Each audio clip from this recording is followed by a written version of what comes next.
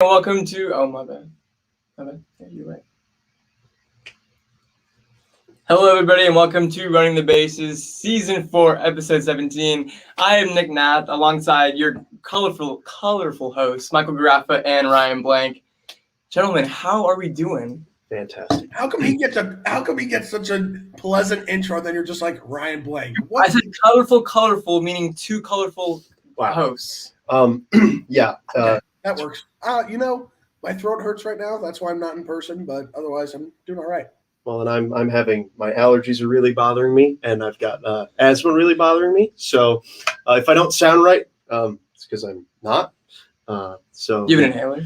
I do, okay. Yes. I actually probably should have done that before the show started, but that's okay. I'll be fine. But yeah, so we are here. Nick, open the show. He's going to also close the show so that I don't have to talk a ton. He's going to predominantly be the host today, I guess. But it's going to be fluid because we're trying to make it work. So if you hear me cough, don't be bothered by it. It's okay. You're probably going to hear it a few times. I'm going to try not to. But so today we're doing a new segment on the show today. I'll let Nick explain a little bit what it is, but it's called the Coulda Been teams. So yeah, basically, if you're an Orioles fan, you will not want to tune into the show because we will be displaying the players that the Orioles could have had up until this point. These are all active players that at one time were part of the Orioles organization and players that they probably should have kept because after making this roster, it looks like the Orioles could have been pretty good up until this point. Obviously, there's some players there's some positions I couldn't even find, like catcher. I gave up. I completely gave up. It looks like here Michael has. I mean, he's still on the team, though. Well, yeah, you could do players that are on the team. See, the prime example given was Manny Machado on the Padres. I thought it was players that were no longer part of the Orioles. It's anyone. It can include players on the team, and I actually have a few people here that are on the team. Because the point is basically to just have the best team that the Orioles could put out on the field right now. And I mean, it's definitely not easy because. Honestly, I got an idea from a page I saw on Instagram, and I was fascinated by it. It was really interesting. But there's obviously players that are not – most of these players are not on the team right now. But it is just basically to take an idea of what could this Orioles team and any team, because we're going to do this with other teams, but I wanted to start with the Orioles. What could this team look like today? And – It's very, very interesting, and some teams are going to look a lot better than others. The Orioles, to me, I mean, we'll get through it, but to me, the Orioles are they're not as good as I think some of the other teams are going to be. So we'll get started. We're having Wi-Fi problems because we're at ASU, and ASU's Wi-Fi has been really bad this semester. So Nick's Wi-Fi is not even working on his computer, which is where his stuff is, and it's cool. We got mobile devices. Yes. So, but still, we're making do with what we've got. So, we'll start it off with starting pitcher. Ryan, I'll let you start. Then we'll go Nick and then me. Yeah, my first starting pitcher, Kevin Gausman. They drafted Gausman, and now he is lighting it up for the San Francisco Giants. Yeah, that was probably the easiest starting pitcher. Gausman's been, at least at the beginning half of this season, looked like the clear Cy Young behind DeGrom. Since it's kind of fallen off this season, but still, ace of the Giants rotation, no doubt it has to be on this list. Yeah, I mean, me too. Kevin Gausman, if you could be the ace of the Giants and you were on the Orioles once, you could be the ace of the Orioles. I mean, he spent a lot of his career in Baltimore. It's too bad they got rid of him because he would have been pretty good for a while in Baltimore. Ryan, you'll just take over with the next one when I'm done. Pitcher number 2, Wade Miley, baby. The only reason I put him on here is because of his no-hitter this year, and he's actually been pretty solid for the Reds this year, and he's had a solid career. That's fair. Yeah, my second guy is also Wade Miley. Like Ryan said, the no-hitter definitely helps. He's having a really weird kind of a midlife crisis good season, some will say. I feel like he wasn't ever this good before the season, and somehow he's pitching with the Reds very well. I didn't put Wade Miley on here primarily because I'm not necessarily looking at future. I'm looking at future and past. And Wade Miley has not been great to this point. Yes, he's having a good year, but the other guys that I have on here, to me, have built up more of a rapport over the last few years of consistent, solid success. My number 2 guy is John Means, currently on the Orioles. I know that you guys both were looking more outside the organization, so you can obviously add him in. But, I mean, to me, John Means is – I don't know if he'll stick around for too long with that Orioles club, but he's still their ace at the moment. My 3 is actually John Means because I honestly gave up on finding someone. So I was like, you know what? I'm going for it. I did that multiple times. So I'm glad that we could actually do that. So John Means is actually my 3rd. Yeah, John Means would probably be my 3rd, but I have Alex Cobb, and it doesn't get much better than that.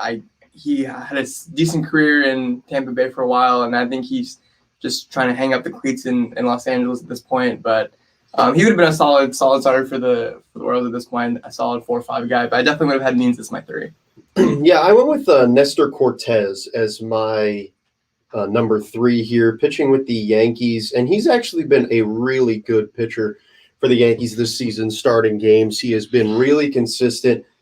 He was on the Orioles, and then they got rid of him. And honestly, this is a guy that, I mean, he could really be the next face of an Orioles team. So, I mean, right now, 1, 2, 3 looking very good for the Orioles. My 4, I'm going with someone who has not had success in the latter end of his career, but in the past, very successful, World Series champion, Jake Arrieta. I like it. So my last guy here will probably be long time MLB pitcher Rich Hill. He had a very solid and steady career with the Dodgers for a long time there, and I feel like if the Orioles would have kept him, he could have turned into something pretty good. I have Rich Hill next. He's been very good. He is consistent. I actually have him at number 5, but because Nick said him, I figure I might as well just throw him in there. Rich Hill's been really good, and having him on that team, he provides a veteran leadership, and I mean, you really can't argue much. I mean, there were a couple guys that could have gone over him, but he's having a good year, and he's been consistent over the last few years. Ryan, I don't know if you're back or not, but if you are, then we've got our number 5 starter. And he's not, so Nick, you can do your number 5 starter. Number 5 starter. Yeah. So I have Dylan Bundy up next. None of these guys are really just like eye-popping, like elite starters, you'd say, but all solid 3, 4, 5 guys in your rotation that you'd like to have. And honestly, if the Orioles threw out a rotation of like Gausman, Miley, Means, Hill, and Bundy, that's a solid rotation that I think can compete with anything in this day and age. Yeah, I'd agree. Ryan, we skipped over you because you weren't here. So who's your number 5 starter? I had trouble with this between Rich Hill and and Dylan Bundy, but I went Rich Hill. He had a good year with the Rays before he was traded, and he's also had a steady career. So I really like Rich Hill, and I think that he's the guy that I would definitely go with as the 5th. You know, I'm realizing now that I probably should have worn an Orioles shirt today, but that's all right. You know, it's mistakes were made. My last guy here I've got is Alex Cobb. I don't remember. Did you mention him before? I did. Okay, yeah. So Nick mentioned him before. He's been good. He's had a very consistent career. He's now with the Angels, having a weird year because his wins, losses, obviously, which don't really matter, are really lopsided, but he's having an okay season with his ERA. But, I mean, overall, not the best rotation, to be honest. I mean, I wanted to do the Orioles first because I knew that they weren't going to be overwhelmingly good, but I thought it'd be interesting to see some of the players that they missed out on. And honestly, I think if we look at some other teams in the future, like to me, obviously the team that stands out in my mind that I can name 5 starters who were on the team once that are there now are the Mets. But just, thinking about it now, if you think of, DeGrom, Syndergaard, you could do any combination. And there are a lot of teams that are going to have stacked starting rotations. And to be honest, this Orioles rotation is really the weakness.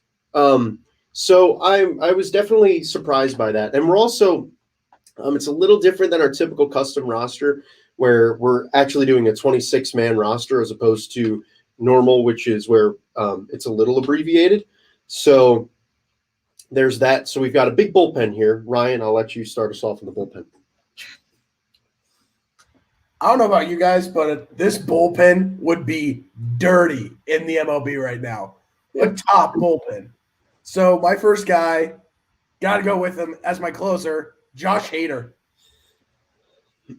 Without a doubt. The things he's done these past 2 seasons in Milwaukee has been just so mesmerizing. I think he's like our modern day Chapman as of right now, if we were to put that into context. So yeah, Hader's definitely gonna be my closer in the bullpen. Yeah, same. I don't even need to. You guys hit it on the head.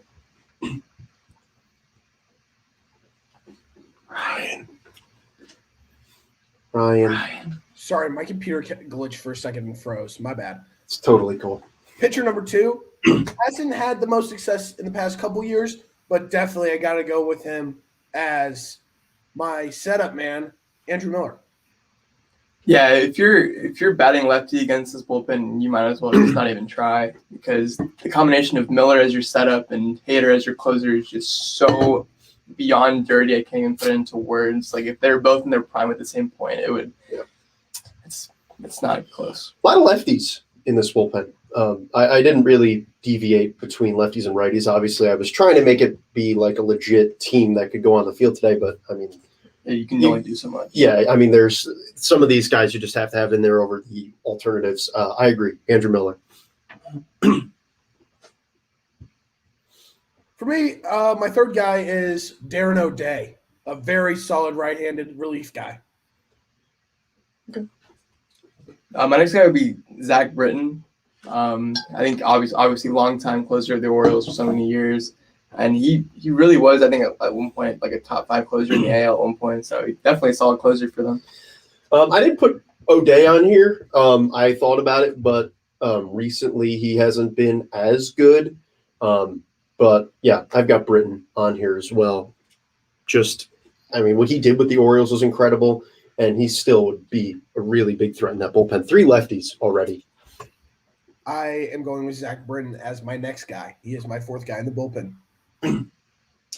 Yeah, so my next guy is going to be Darren O'Day. I think you guys already mentioned him earlier. Yeah, that's fair. I've got Michael Gibbons next, a longtime Oriole, was traded to the Reds. Or no, was he traded to the No, he was traded to the Rockies. He signed with the Rockies. I'm sorry. I'm just forgetting my Michael Gibbons history. Nonetheless, really great pitcher, would fit really well in that bullpen still. He was a longtime Oriole, one of the very few relief pitchers who went years 1 through 7 with the same team before hitting free agency, which I think was so fascinating because you never see that, especially for a guy who wasn't even the closer most of that time. He definitely was a big part of that bullpen. I've got Michael Gibbons next. Wow. Awesome. I had Nestor Cortez Jr. next. Okay. Getting a little long man in there. I like that. Next up, I have Miguel Castro. Castro has been really good with the Mets this season, had a few bumpy outings, but Orioles traded him away in like year 3 of his major league career, which really surprised me because he's got a really bright future. He's got a dirty sinker. I was just so surprised that they traded him because he could easily be, when this team competes in 2027, in the last year of his career with the Orioles, pitching pretty well, but they decided to get rid of him. But still would fit well in this bullpen. My next guy is Pedro Strobe. You have not seen a season from him where he has had an absurdly high ERA. He is consistently in the mid to high 2s for a bullpen guy. That's very good and what I would want to see from my pitcher. So Pedro Strobe. My next guy is going to be Miguel Castro. And Michael already said everything you need to know. Yeah, well, you know how much I love to talk about the Mets. And speaking of the Mets, he's no longer a Met, which just breaks my heart. Tommy Hunter, he was really revitalized when he pitched for the Mets this season. He had a couple really great starts. Then he got hurt, so he's down for the year. And the Mets traded him to the Rays, which didn't make any sense for me because he's not going to pitch again this year, and he's in the last year of his contract. So, ironically, he was traded for Rich Hill, and I have both of them in this team right now. I had Tommy Hunter on here, and then I found someone that I think I would put over Tommy Hunter, but I could definitely see you putting Tommy Hunter over him. I went with Richard Bleyer of the Marlins. Past couple years, he's been really good in that bullpen. So I didn't find the best couple guys left. I got Wade LeBlanc And I'm not gonna lie to you guys, he just hasn't been that good. He's like a 4 ERA, which isn't terrible. It's just not what we want in the bullpen. Yeah. But yeah, he played for the Orioles at one point, so I guess it fits the criteria. Yeah, it's these last two. Well, the last one for me was just really up in the air. I went with the current Oriole Paul Frye. He's been pretty good. I believe he's also a lefty. I know that they had Jace Frye and Paul Frye. I don't remember which was the lefty, which was the righty, but still Paul Frye. I mean, he knows the team, and I would just throw him in there. Oh, so you guys don't have who I have for my final guy? Well, Richard Rodriguez. Oh, really?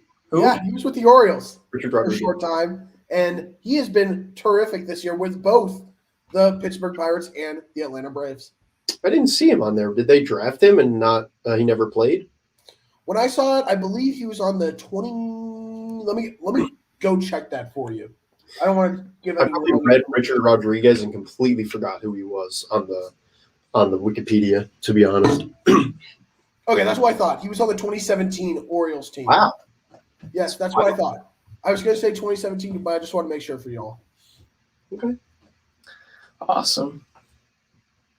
You've got your last guy. Oh, my last guy? Mm-hmm. Yeah, so this guy's name is David Hess. And when I say this guy's like the last person I'd want in the bullpen, he's probably the last person I'd want in the bullpen. He's like an 8 ERA. I should have probably picked someone from the current day Orioles team, but it's okay. It's totally fine. My last guy is currently a starter for the Orioles, but I'm wow, what did just happen? I'm putting him as my long man in the bullpen, Keegan Aiken, a guy who the Orioles have a lot of hope with. They think he's going to turn into a really great starter, but I've got him in my bullpen here, another lefty among like 5. So that's the bullpen. We move on to the starting lineup here at catcher. Ryan, you could take us away. That was the worst position to look for. Yeah, I really can't find it. Okay, well, we're looking for people that aren't on the team. Yes. Yeah, I put Ryan Lavarnway, but now that Pedro Severino's there, I'd go with Pedro. I can't laugh because every time I laugh, I have a really bad asthma attack. So I'm trying really hard not to laugh, but that is hilarious. They got Ryan Lavarnway on there. Who else is there? Matt Wieters? No longer. I don't know. I really don't. I think Matt Wieters would be better than Ryan Lavarnway. Yeah, but He's no longer in the MLB. Yeah. He's not. Oh, he retired. You're right. Yeah. So, sorry. But yeah, Pedro Severino's got to be the answer here. Really the only one that fits out of any of them. So Yeah, you really could have tried. I really had catcher blank. I just couldn't find anyone because everyone's either retired or still on the current team. So Pedro Severino would be my catcher. of all the days for me to be like can't laugh, I picked the worst day. Like I woke up this morning and I laughed the first time and I just started coughing incessantly and I was like, wow. Of course, on the day we have our show, I can't laugh because I always laugh. So yeah, we throw it over to first base. Ryan, you can go right ahead. I think this is another one that was tough to look for with outside of the organization. I went with Mountcastle. Okay, well, never mind. I actually went with I'm going to put Nelson Cruz as my first baseman. Yeah, I mean, obviously a liability on defense, but obviously more than except for it with this hitting. And I mean, if DH was on here, I'd probably put Cruz at DH, but I'll put him at first. Yeah, sorry, I added DH because this is an American League team. Just saying. Yeah, I added DH for myself after the fact, but I was like, you know what? If you have him on the bench or you make a DH, it doesn't really matter. But that was my fault that I forgot not to put a DH in there. I just took a bench spot away and made it DH, and I'll get there in a little bit. I've got Mountcastle too. He's going to be really good. I said it in our top 10 first baseman of the year entering the season. I had Mountcastle at 10. He's lived up to that. He's had a really great year, and I think he's going to be a really good player in a couple of years.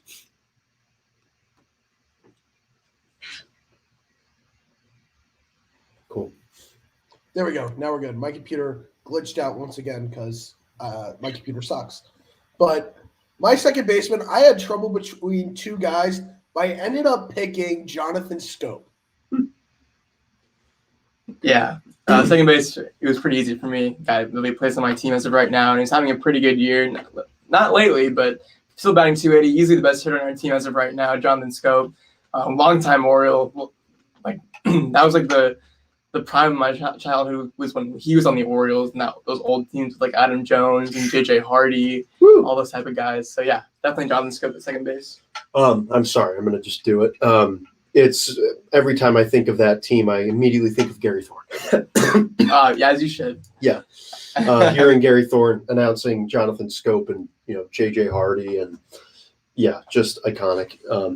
At second base, I went with Jace Peterson more because he's having an incredible year this year. He's been very good, and he also is going to have a longer career from this point on than Jonathan Scope. So. Yeah, he's my second baseman, and now I'm feeling the wrath of my laugh that I just had, of course. For me at third base, I did not go with Manny Machado. I went with Justin Turner. Okay, that's where you're wrong. That's okay.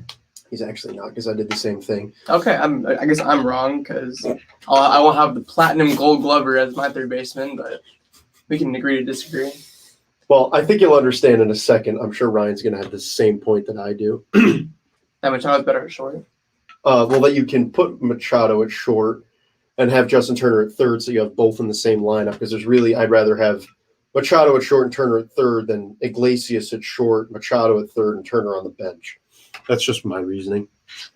Hear me out. I put Turner in the outfield though. You see, that's just not You possible. see what? Prime Turner. This is today. You're not throwing Justin Turner in like right field. Oh, yeah, I'm not doing Nelson Cruz in first base either. Okay, well they started Nelson Cruz at first base for the Rays a couple weeks ago. I can't see Justin Turner in the outfield. So that's why I have Manny Machado at shortstop. Yeah, so we agree. Who's your Cool. shortstop? My shortstop is Jose Iglesias. Defensive wizard. Does not hit the ball very well, but more than makes up for it on the defensive end. Kind of the opposite of a Nelson Cruz effect. Yeah, I mean, Ryan and I took the overall general manager approach of, okay, well, we want to have both of these guys in the lineup. So, I mean, it's definitely, if you were sticking positionally, that's fair.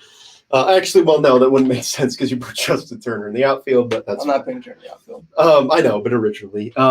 So we go to the outfield, and my first outfielder here is the guy that's the thumbnail of this video that was the biggest surprise to me because I didn't know he was an Oriole. It's Mike Yastrzemski. Also, Ryan, I'm so sorry because I forgot you were supposed to go first. So just, yeah, you can go ahead. You can be first again next time. It's fine, Michael. It's fine.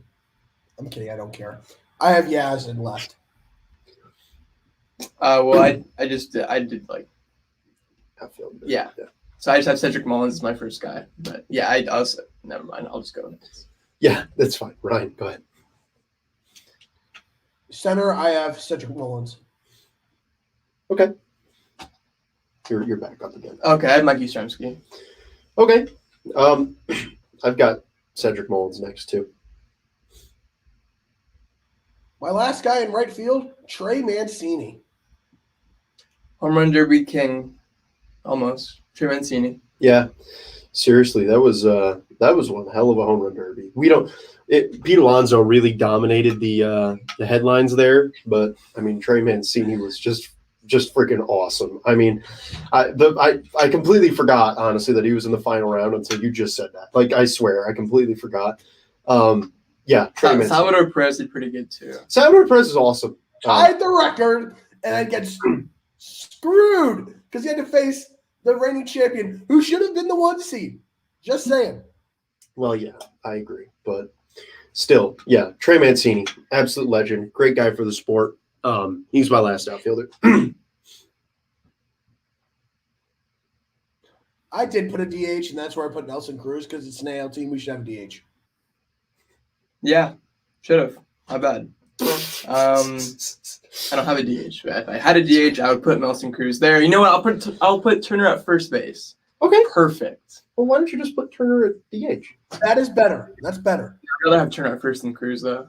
That's fair. Yeah, that's okay. So yeah, Cruz is your DH. Cruz is my DH too. My bench. We're going to start off with Adam Eaton. I'm gonna go with Jonathan VR. Wow, Adam Eaton is definitely not better than any of the guys I have on my bench, but that's okay. To each his own. I have Tyler Naquin first on the bench. He has been fantastic this year. drafted him, and then traded him.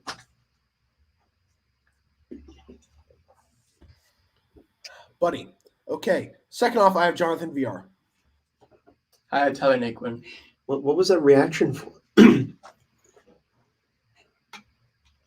I'm just curious because Adam Eaton's not better than any of my 4 guys, and I bet Nick can vouch. Well, hitting wise, Adam Eaton's better than Iglesias. Yeah. Iglesias hit 350 last year. 350 in 60 games.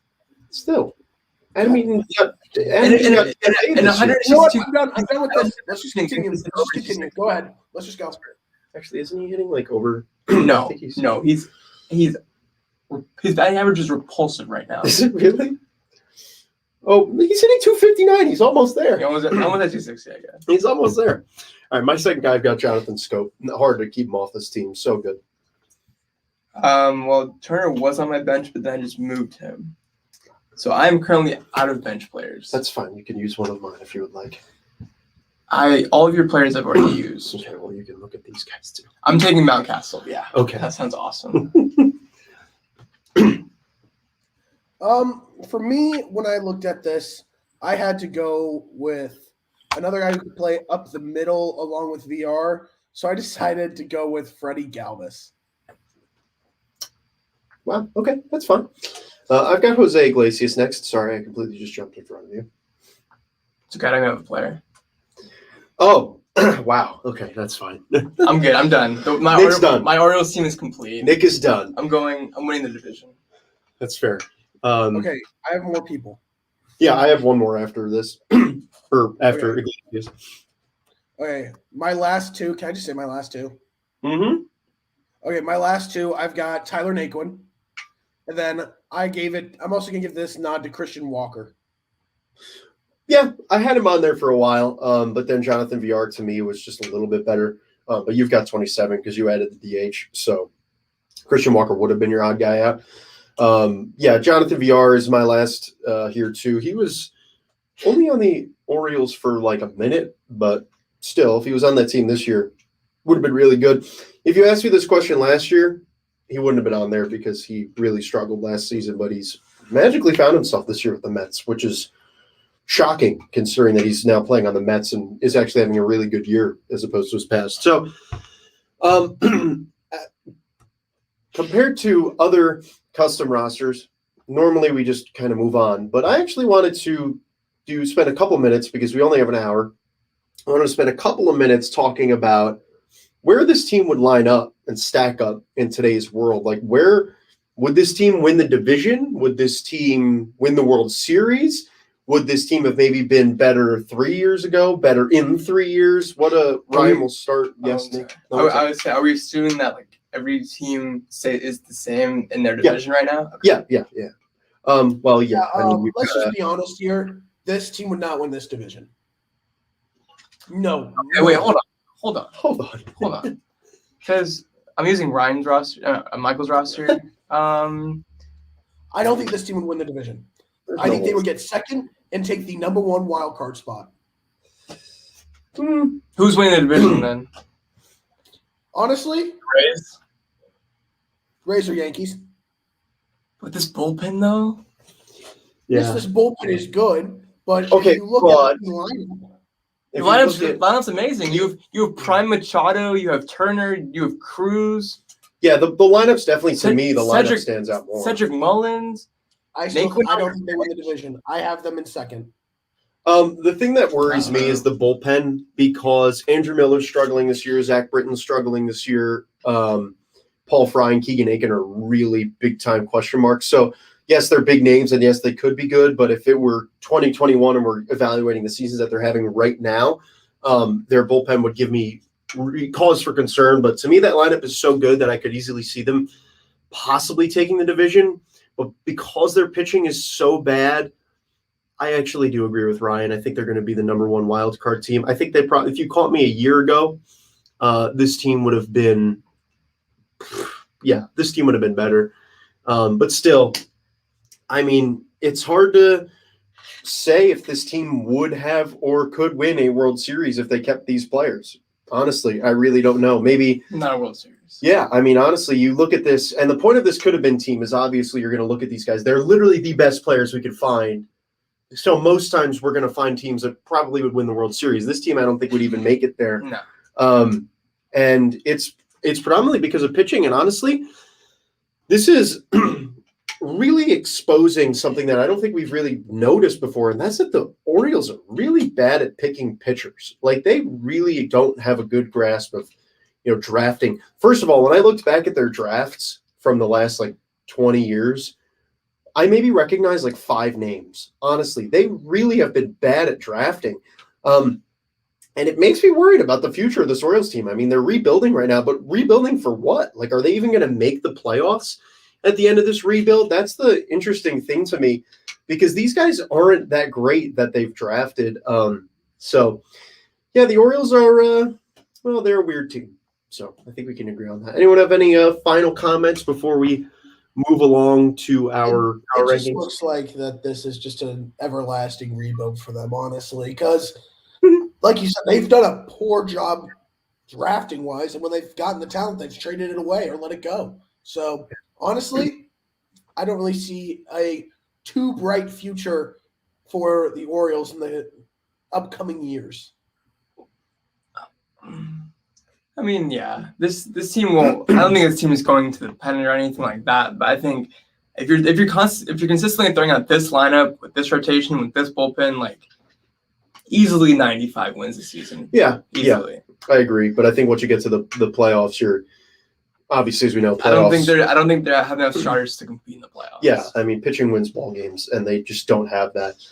So yeah, that's the Orioles Coulda Been team. I like this. I think this is fun. I definitely I'm looking forward to doing this for more teams and seeing some really super teams. And this is also kind of like the undrafted players roster that we did with, when we all had Garrett Cole because he was drafted in the 3rd round. This is just going to frustrate fans of a certain team, and it's funny, but it's also, it's frustrating for those guys. I really feel bad for Orioles fans looking at this roster, because they really, these guys, it's not like they traded them well before their prime, and it's not like all of these guys were failures that turned into greats. Mike Yastrzemski's really the only guy in this lineup that I'd say wasn't supposed to be good or turned out to be great. Maybe Cedric Rollins too, but I don't know. Just the Orioles, such a weird team. So let's get to the power rankings, shall we? This power rankings week is going to be very interesting. We'll do the same order that we did with the custom roster. I'll go last. But yeah, this has been an interesting week in Major League Baseball, that's to say the least.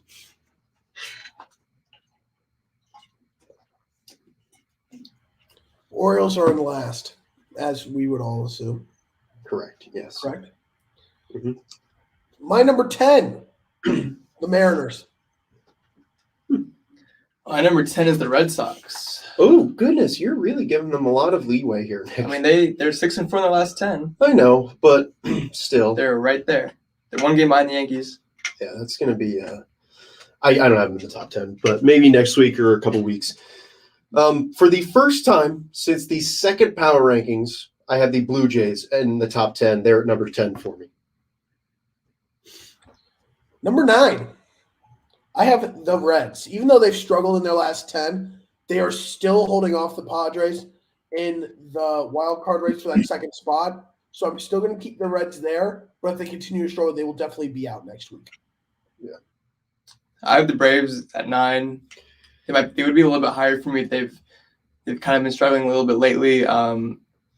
They got swept by the Dodgers just recently, and the Phillies are right on their tail. They are right there. Yeah, they really are. At number 9, I have the Phillies, as Nick said. I do have them over the Braves just because of recency. The Phillies have been hitting a lot better lately, but they're one game from flip-flopping spots. I have the Braves here at 8. I just think that when you look at this team, what they've been able to do and bounce back has been incredible. I almost put the Phillies in my top 10. They're at 11, but I got to give it to the Braves as of right now. But if they keep sliding, Bryce Harper and that Phillies team, even without Rhys Hoskins, could come in and take that division. Yeah, Yeah, I have the Phillies at 8. And to me, this is a team that I think will take the division. I think Atlanta's gone through too much with the injuries, with the suspensions. I don't see the Phillies losing this division. As of right now, they're hot. Bryce Harper looks like he can easily win an MVP if the Phillies were to win this division, and I think that's how it'll play out. Wheeler's looked absolutely dominant as of late too. Yeah, so happy we didn't sign him. At number 8, I have the Astros. The Astros have been kind of treading water recently. They are not handing the Mariners the ground to make up, but they are really, really not staying strong enough in that number 1 spot for me to say that they're a lock to win this division right now.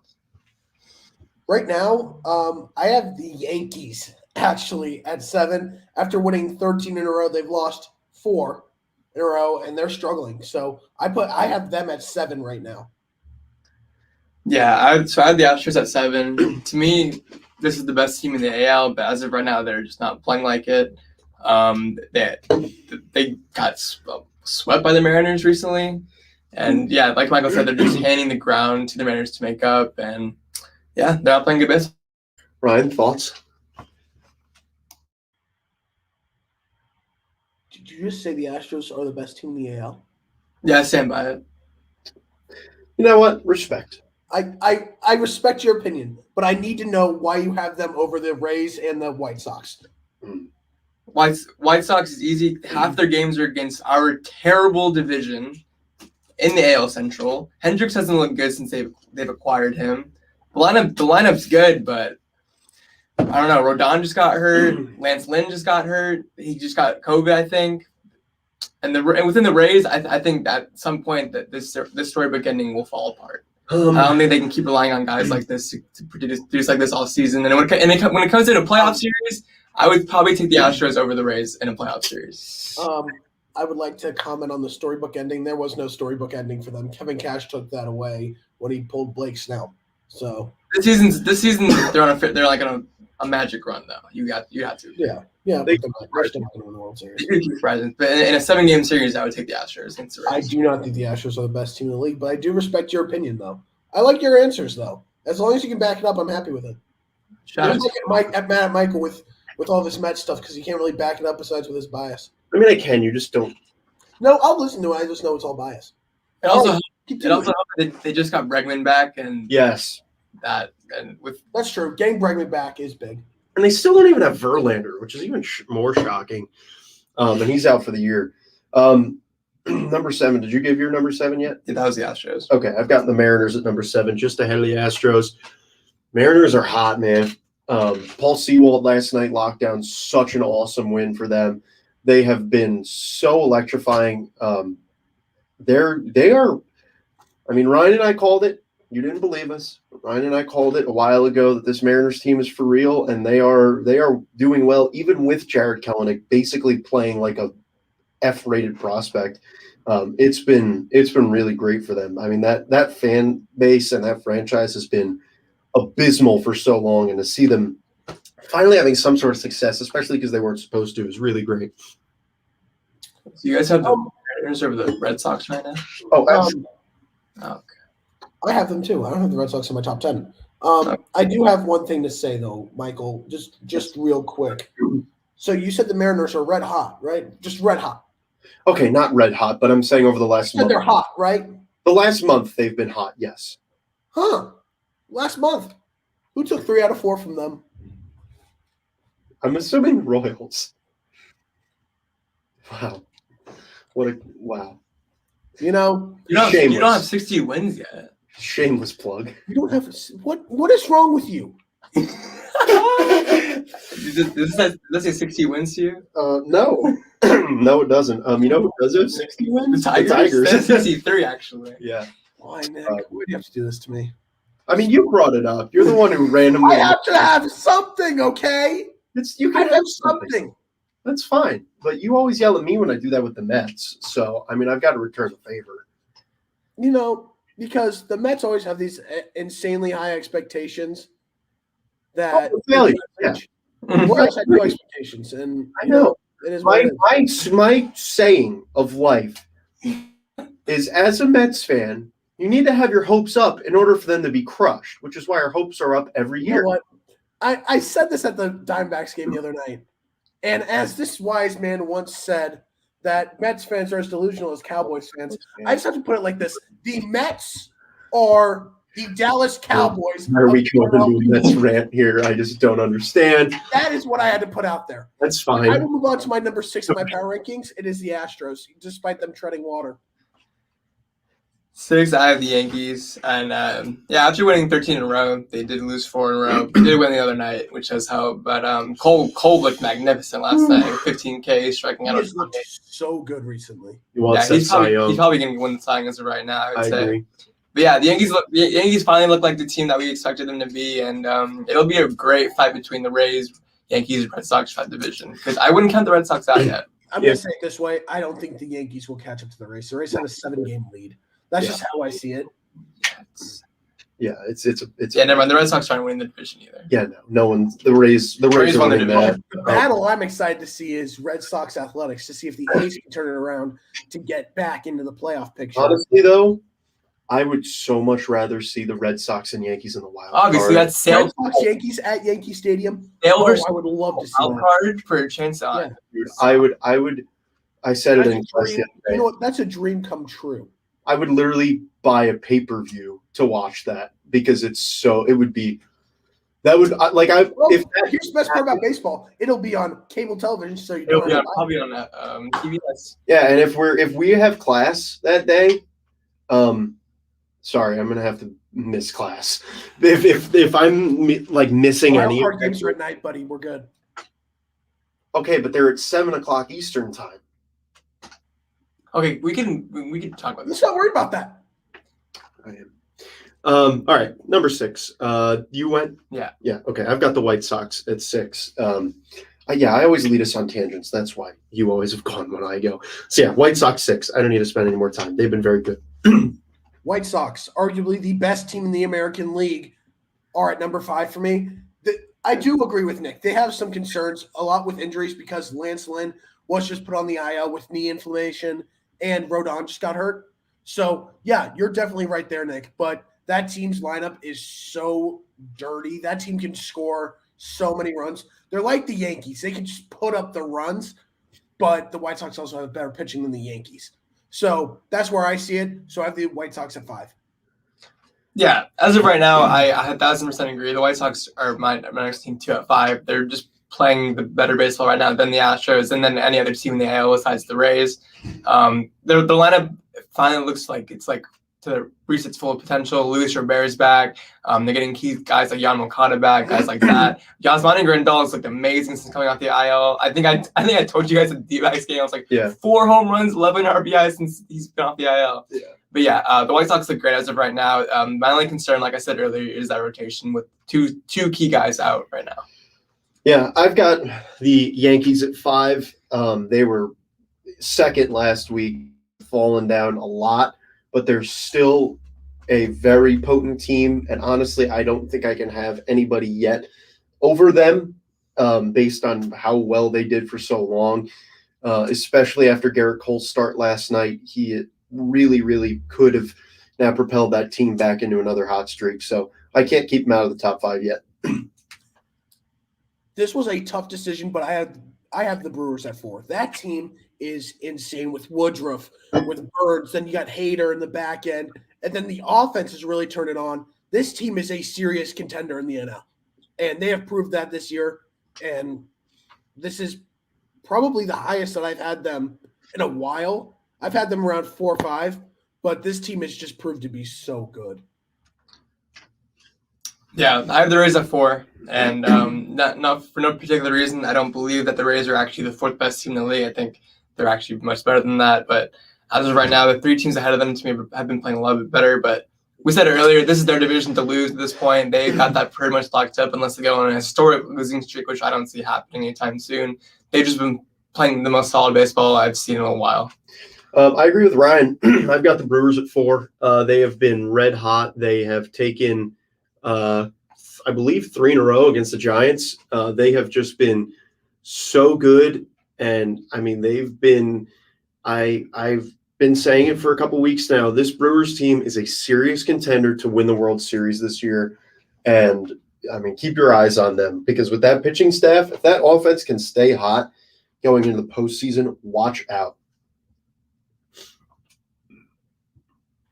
Number 3, I'm probably going to get a lot of heat for this. I have the Giants at 3.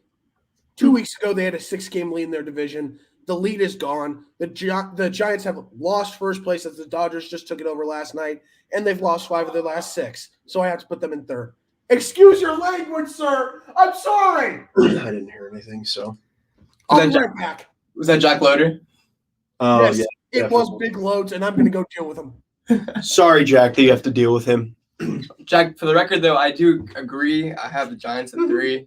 I do apologize, but the 2 teams ahead of them, to me, have been playing a lot more better baseball lately. And it's not that the Giants have been playing bad to lose the division. It's that the Dodgers have been playing so much better. And just the fact that they just haven't been losing as many games. And I can't believe to say it, but the Dodgers are finally winning the division. Yeah, it's crazy. I don't yell at me for it because they're literally in a tie. I have the Rays at 3rd. They are really, really good, and they have been really, really good. They were at 5 last week. They just stay hot. They're really they've been so consistent. Ryan, if you want, you could have Jack come here and vouch for the Giants at least, so we can have an alternating opinion. I don't know if you can hear me, but you can provide it. Timeout, yes. Here comes big loads. Okay, so this is Mr. Jack Loader. Welcome to the show, sir. He is our Giants fan, our Giants reporter. He is going to give his defense of the Giants at the moment. I don't have much of a defense of the Giants. I'll just say if there's one thing this team has taught us all year is that they fight. No team goes 162 without a bad stretch. This is ours. It sucks that it comes during like a 30 out of 40 win stretch for the Dodgers, but that's the nature of this division. No one said it was going to be a cakewalk. I'm not exactly expecting us to win the division, but I also don't think it's out of the question. A lot of doomsday stuff coming from Giants Twitter, coming from me in the heat of the moment. They're tied 1-1 right now in the 6th inning. I'll probably go tweet in a fit of rage in the next 10 minutes. But hey, we keep a level head. It's a long season. We got 30 games to go. If you told me in March that we were going to be tied with the Dodgers going into Labor Day weekend, I would have taken that 11 out of 10 times. So that's the positive outlook I'm trying to spin right now. That is our new. I'm out. Did you just say you keep a level head? Every time I try to keep every a level time head. a team gets a single or gets walked against a Giants pitcher, you just scream the F word at the top of your lungs. No, Ryan, that's all hearsay. Don't believe that. Okay. Thanks, guys. Go Giants. Our newest Giants analyst. He is welcome back anytime to provide Giants talk. I completely forgot what I was going to say because it was. Yeah, whatever. If it was important, I remember it. All right, number 2. Ryan. Oh, sorry. I thought you guys were still on 3. My bad. Number 2, I have the Rays. This team has just been insane, and I still don't get how they do it with the lowest payroll. Wander Franco has been incredible. So this team is number 2 as they have been the best team in the AL all year long. I remember what I was going to say. Jack said that every team has one bad stretch of season, and I was wondering when that applies, because my question is, when does the Royals stop? Yeah, same. Yeah. I agree. Nick's out of it. Nick's hot. I'm not hot. We just lost 2 out of 3 against the A's. I'm back to losing again. So okay. I'm with you guys. No, but you still had a really nice stretch. We're having a very, very, very overperforming season. Yes, you are. All right, at 2, I have the Brewers, and that might be somewhat of a hot take. It might be some recency bias, but I really don't care because you guys have already gassed them up for me. These guys are legit World Series contenders, and I'm just not realizing it because we've known about the pitching rotation, but the one thing that we always questioned was their lineup. Their lineup's here now. They're getting consistent production from key guys. Yelich isn't even hitting like 270 yet, and they're 2 games behind the Giants right now in terms of a record. Like that's absolutely absurd to me. Like once Yelich heats up, it's somewhat over for any other team that's facing the Brew Crew because they are hot right now. They're pitching amazing and they're hitting amazing. So just watch out for this Brewers team. Yelich hitting 256 this year. 256. That's their best player. Yeah. It's been rough. Number 2, I have the Giants. They are right about to fall out of the top 2. They have been brutal recently. They are going through their hardest stretch of the year. They're facing the most difficult teams they've faced of the season. And it's not going to get easier from here. This team until the middle of September is going to be really towards the end of September. They're going to be playing really legit teams like the Brewers every day. So this is their true test. If they can make it through this stretch and still be within a game of first place, then I still think they're going to end up winning the division. But still they have been really rough to watch lately. And at number 1, Ryan, I'll let you ring us all in here. The best team in baseball, the hottest team in baseball, and by far the future World Series champions, in my opinion, the Los Angeles Dodgers. This team is so good. And you know what? They don't even have a fully healthy team. Kershaw's still out. And Scherzer's just coming in dominated. Walker Buehler's dominating. Urias is dominating. They just got Mookie back. This team is so good. I don't see a weakness on this team. Do you see one, Michael? Do you see a weakness on this team? No. Exactly. Why are you asking me? Because you last week said we were wrong for putting the Dodgers above the Giants. Yeah, last week I did. And here's the thing. This team is going to continue to play like this. This is the hottest team in baseball, the best team in baseball, and they have finally deservedly gained their respect from you at number 1. I've always respected them. I just didn't think that they were better than the Giants last week. And I stand by that. But they're now better than the Giants this week. Nick, what were you going to say before? I was going to say, it's just, the depth on that team is just crazy. The fact that their backup catcher, Mr. Austin Barnes, is hitting home runs off of Max Fried, it's scary hours for any other team. AJ Pollock's coming up clutch. He's hitting over 300 this year. They're having to decide whether to start their all-star center fielder, Chris Taylor. They can't. They're running out of room to use him because they just acquired Trey Turner. Cody Bellinger's literally on their bench. Cody Bellinger, former MVP and just Gold Glove award winner, Cody Bellinger's on their bench right now. That's how good this team is. Dave Roberts is having to play around with this lineup every day just to see what works. And honestly, at this point, anything's working. Just put the right guys out there. Yeah, they've been fun to watch. That's for sure. The Dodgers are so good. They also are the home of my favorite player in baseball, Billy McKinney, so they get a little boost. So that'll wrap up our power rankings. A new week and a new number 1 for me, at least. For the first time since the beginning of July, the Giants are not in first. So there you have it. For me, at least. I know you guys have had them in there a couple times. So we now move on. We run the bases, and I, for some reason, forget every week. Ryan, you're at first. Lead us off. All right. We actually have a change in catcher for once this week. Wow. It's Yasmani Grandal. He's been incredible since he has come back off of the injured list. 4 home runs, 11 RBIs. He's been terrific. Paul Goldschmidt is at first base. Tommy Edman is at second. Pause. I just wanted to say that it would have been okay if you had Salvador Paris as the catcher this week. Oh, I definitely almost had him there. Okay. Don't worry. You'll see something soon. Okay. Josh Donaldson at third base. Nikki Lopez at short. And hear me out before you say bias. He's hitting over 500 this week and the highest OPS of any shortstop. And the most hits. So don't come at me for that. Left field, Brad Miller of the Phillies. Right field, I went with Aaron Judge. And for some reason, I skipped center field, but I put Adolis Garcia because he has been hitting very well. Did you at least make the shot, Michael? No, we're going to go for it one more time. There we go. You should have yelled Kobe. And DH, that's where I put Salvador Perez. Because Salvy's just been so good. I can't not put him there. I was gonna say, make a position, make a left center field or an on deck circle because he needs to be back. You know what? I will give Grandal his recognition, but Salvy's getting his too at DH over Stanton. Now my starting rotation, I have Musgrove, Berrios, Mills, Garrett Cole, and Blake Snell. My relief pitchers are Luis Garcia, Adam Ottavino, Kenley Jansen, Hunter Strickland, and Lucas Letke. I don't know how exactly you say it for the Yankees. I think it's just Lutke, but I really don't know. Lutke? Yeah, but you guys know what I'm talking about. Lucas. And then my team of the week, I don't even need to say it. It's the Dodgers. I'm gonna get the Spot pronunciation. on. I'm working on the pronunciation here, guys. Hold on. If my phone will load. It is pronounced Litke. Litke. Lucas Litke. I'm sorry. It's actually Litke with a K. Oh, Litke. That's how you pronounce it. Lucas Litke. He has been terrific this week. Wow. That's not how I was going to pronounce that. Okay, Nick, you're up next. All right. I'm second base, right? Correct. All right. This are players to watch for the upcoming week. We got Austin Riley.